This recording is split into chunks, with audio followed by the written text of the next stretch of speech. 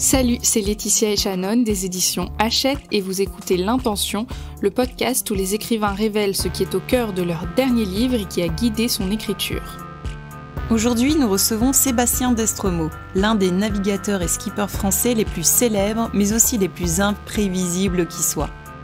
Après avoir remporté une victoire à la Sydney Hobart, une seconde place à la Route du Rhum, 6 titres de champion du monde, 5 campagnes pour la Coupe de l'América et participé 2 fois au Vendée Globe, on en passe et des meilleurs, cet explorateur fou de créativité se consacre désormais au théâtre, à l'écriture et à ses engagements écologiques et humanitaires. Pour son 5e livre, intitulé Solitaire au pluriel, chez EPA, Sébastien Destremaux décide de rompre les amarres de la solitude en signant un roman graphique illustré par Laurent Duvaux pour raconter les aventures extraordinaires de 11 autres navigateurs qui partent, comme il dit, à la conquête de l'inutile, faire le tour du monde en solitaire.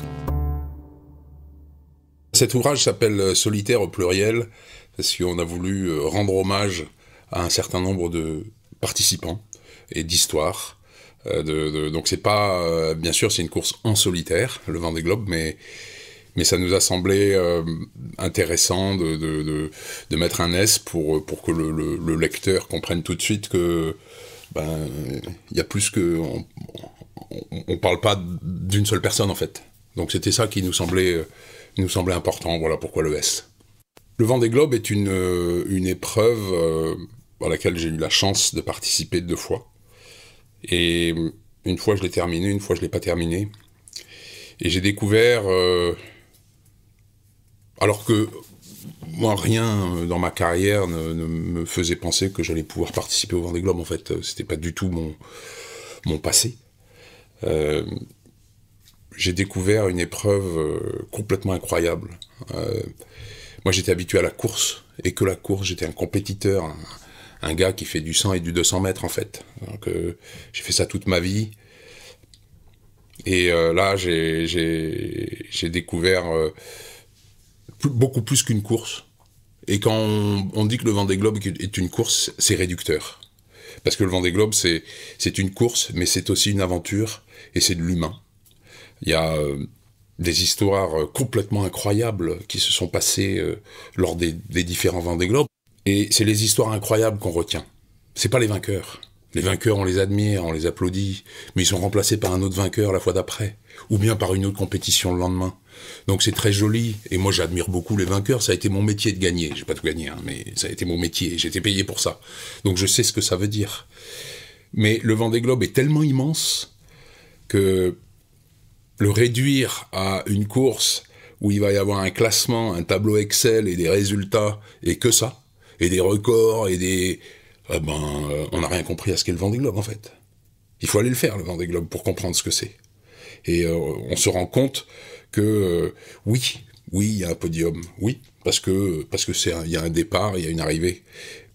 Mais les histoires humaines qui sont vécues par les marins, femmes et hommes qui participent à cette épreuve, c'est ça qui compte. Et c'est ça qu'on retient. Première intention, rendre hommage à celles et ceux qui ont fait le Vendée Globe. J'ai vraiment eu le sentiment, au départ du Vendée Globe en 2016, après avoir repris mes esprits, parce que je me suis quand même demandé ce que je faisais là, qu'une fois la ligne de départ franchie, on partait à la conquête de l'inutile. Un tour du monde en solitaire, sans assistance et sans escale. Il n'y a rien de plus débile que ça, en fait.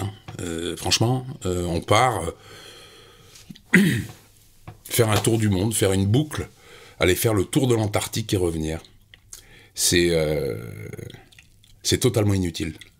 Mais c'est aussi, la conquête de l'inutile, c'est aussi se référer à ce que je fais maintenant, qui est plus utile.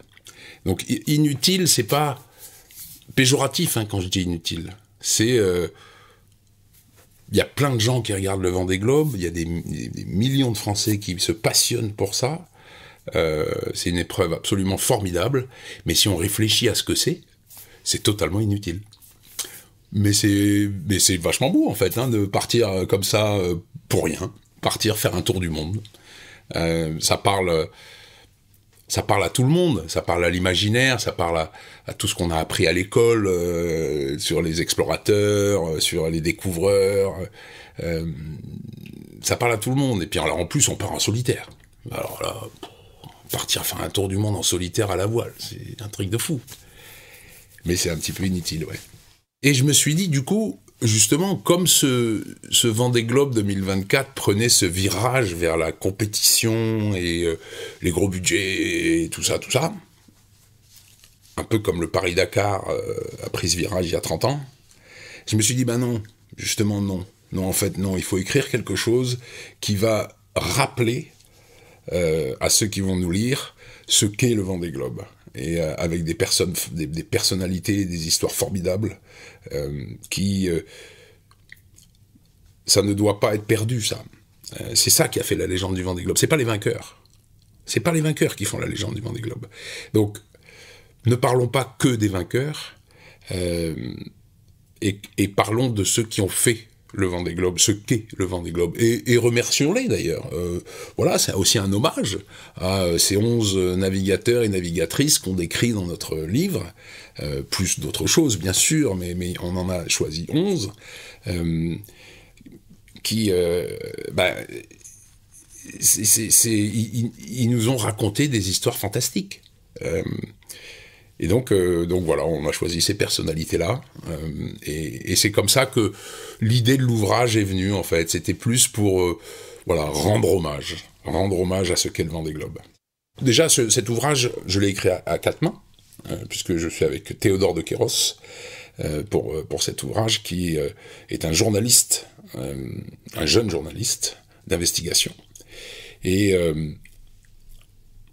Et lui s'est chargé de rencontrer quelques-uns des navigateurs et navigatrices, moi j'en ai rencontré d'autres.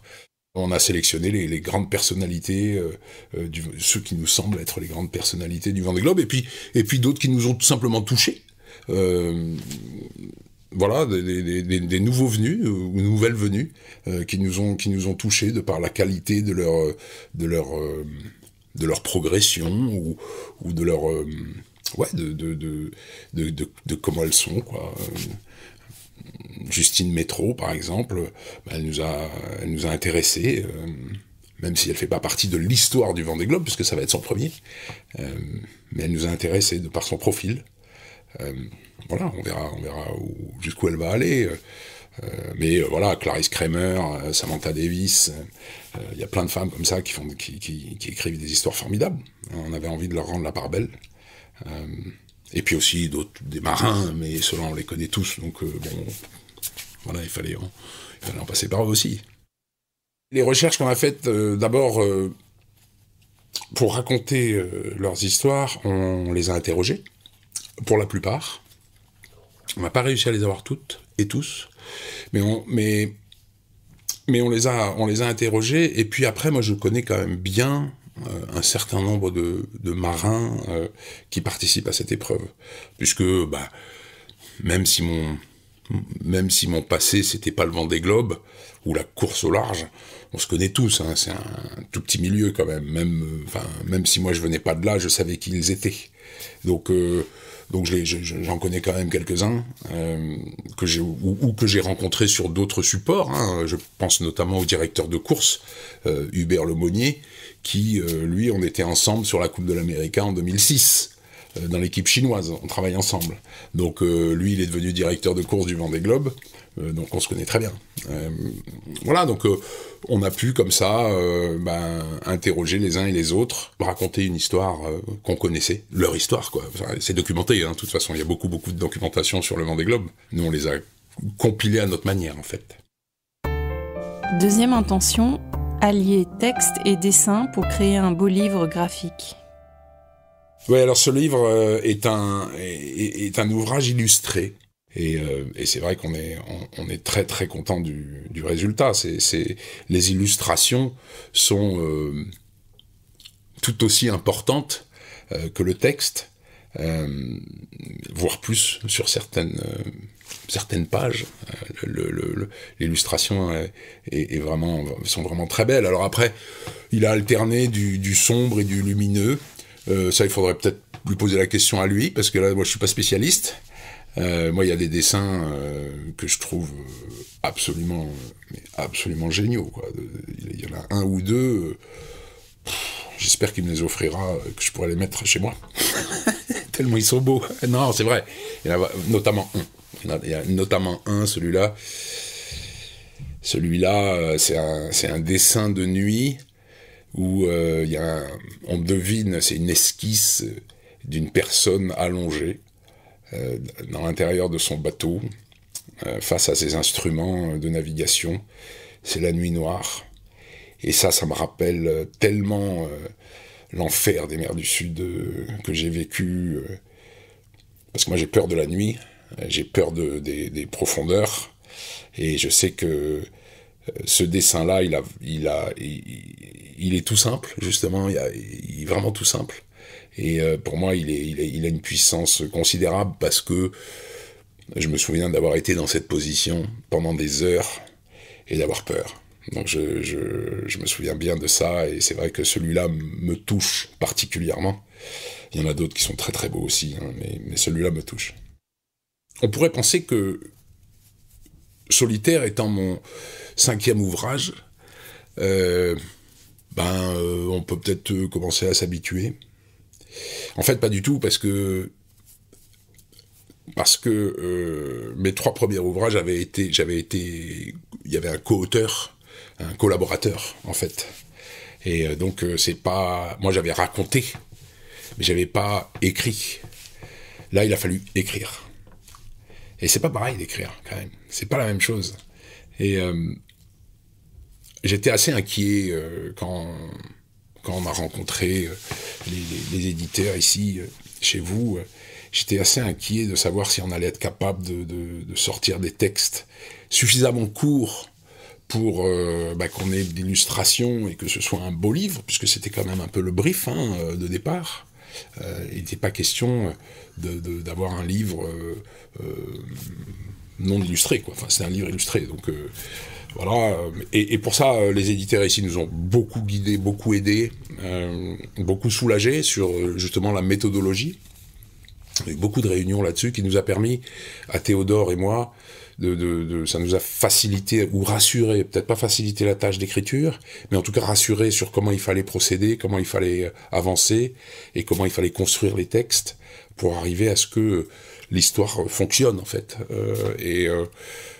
C'est un ouvrage où ce sont des histoires indépendantes, mais il y a un lien, il y a un vrai chemin, quoi. On part du début et puis on avance vers la ligne d'arrivée avec plein d'histoires qui s'entremêlent, mais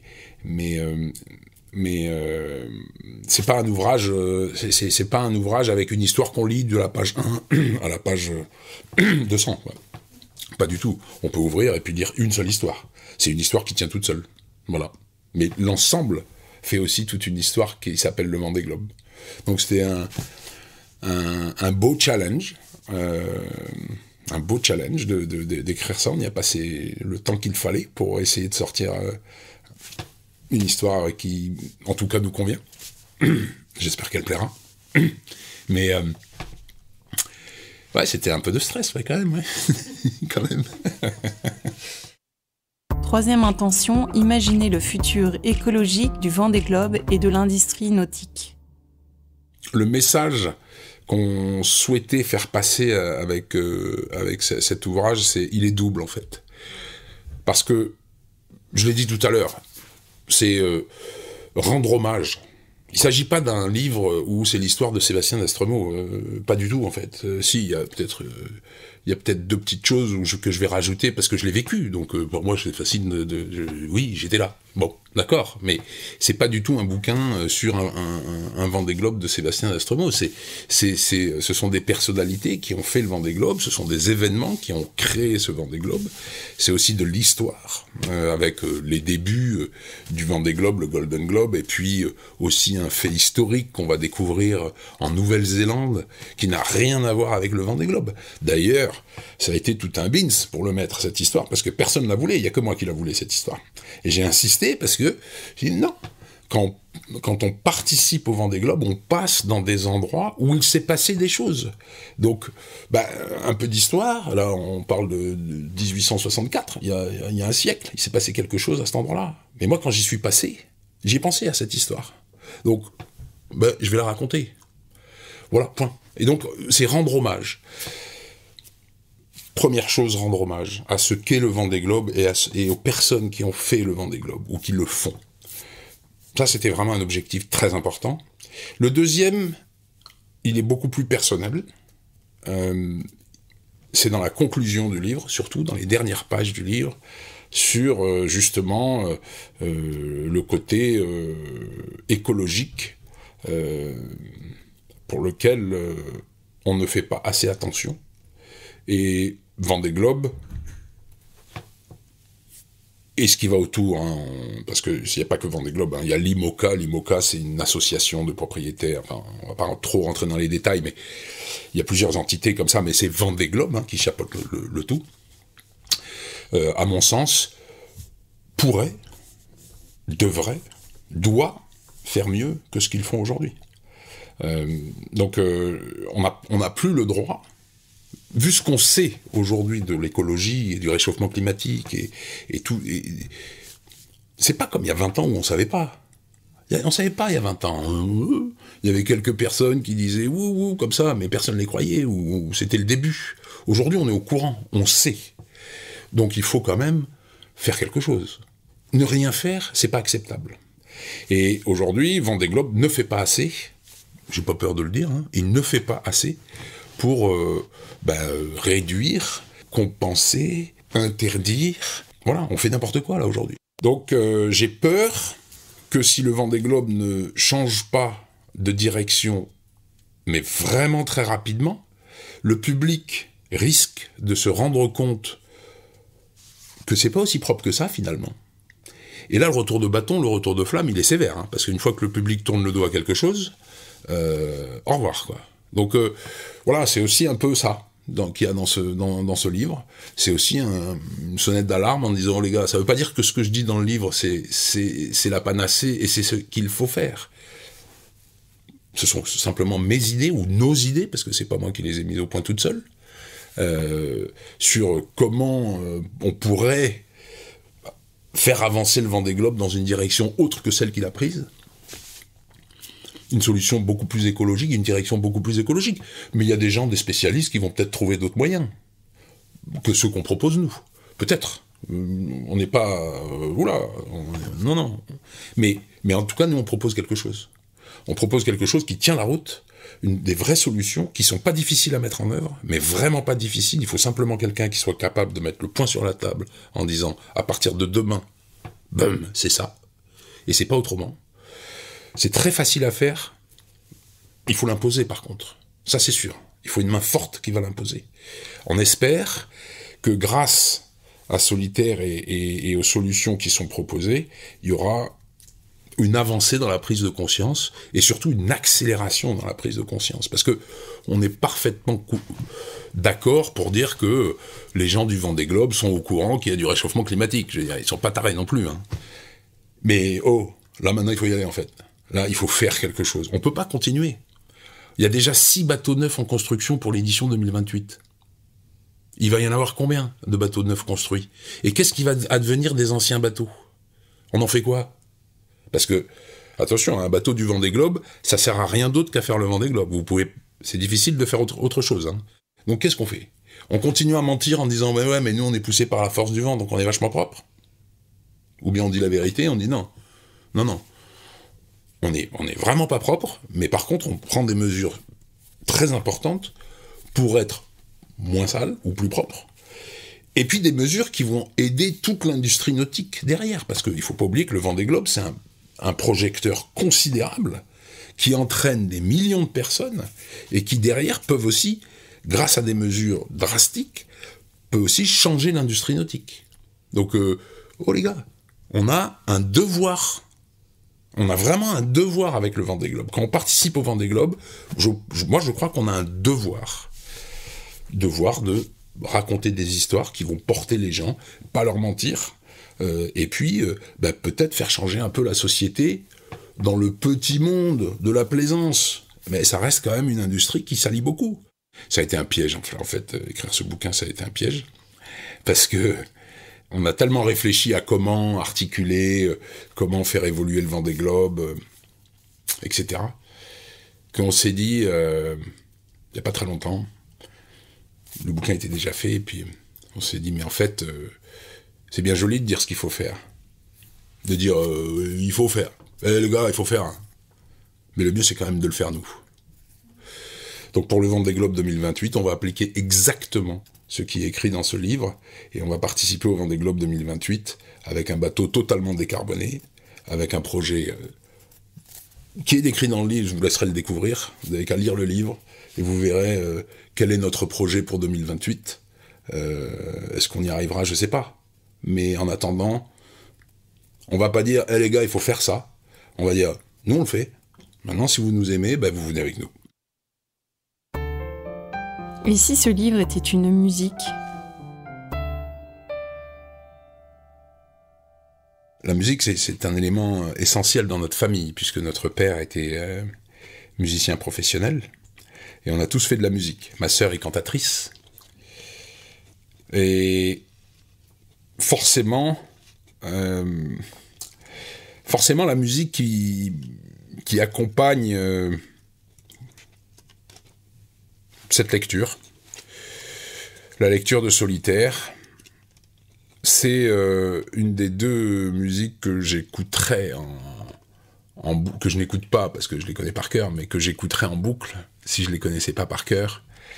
Ça serait l'Ave Maria de Schubert, chanté par ma sœur, bien sûr, Claire Destremaux.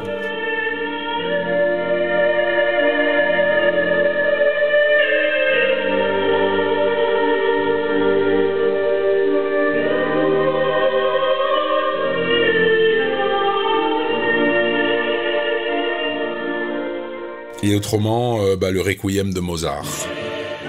Parce que le Requiem de Mozart, c'est la messe des morts.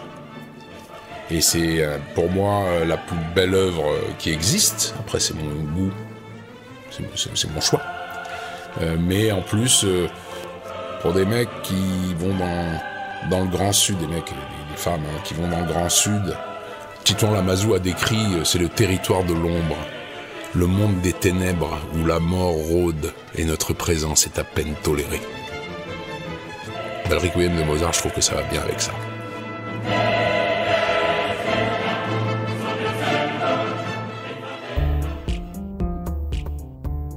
C'était L'Intention, le podcast des éditions Hachette où les écrivains de fiction, de non-fiction, de BD et de jeunesse révèlent l'intention cruciale au cœur de leur dernier livre. Si cet épisode vous a plu, faites-le savoir en nous envoyant des cœurs, des commentaires sympas et des étoiles, et on vous retrouve bientôt pour un prochain épisode.